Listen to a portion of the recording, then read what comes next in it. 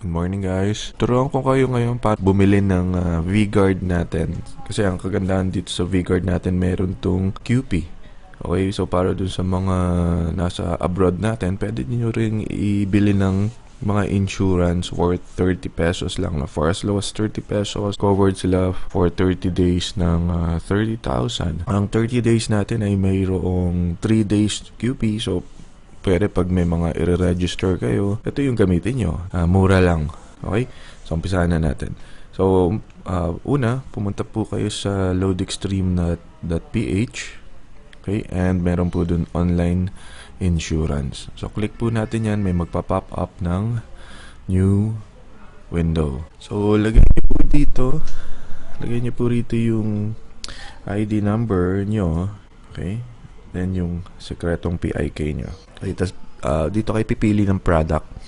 Okay, so ito yung may 100 tayo, may 30 pesos. Meron ding yung V-Secure 400 natin. Okay, so ngayon ang pipiliin ko is yung 30 pesos na pang My Life. So magagamit ko para merong QP.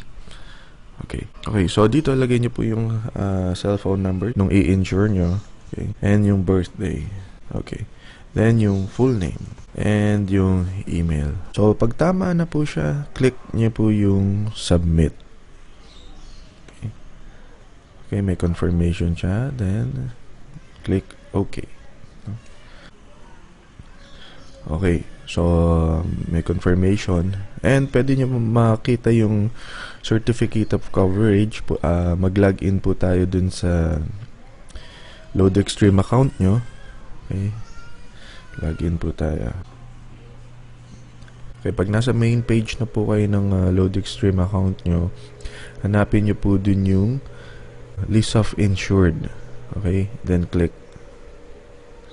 So, makikita. Okay, so ito yung ni-register natin kanina. Then, pag click nyo po itong icon na to, okay, makikita nyo po dun yung certificate natin. Pwede nyo po itong i-print. Ito yung confirmation of cover natin ng galing sa Malayan. So, makikita nyo yung name. Okay. And kung magkano yung makukuha nyo. Okay. Sakaling may mangyari sa inyong di maganda. Okay.